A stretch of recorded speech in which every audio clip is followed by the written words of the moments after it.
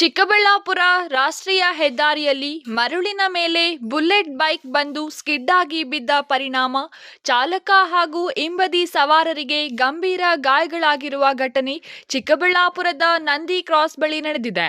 ಗಾಯಾಳುಗಳು ಬೆಂಗಳೂರು ಮೂಲದ ಧನುಷ್ ಹಾಗೂ ತೇಜಸ್ ಎಂದು ತಿಳಿದು ಬಂದಿದೆ.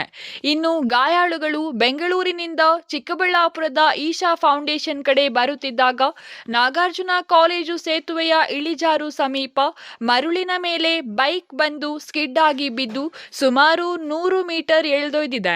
ಇದರ ಪರಿಣಾಮ ಧನುಷ್ ಹಾಗೂ ತೇಜಸ್ಗೆ ಗಂಭೀರ ಗಾಯಗಳಾಗಿವೆ.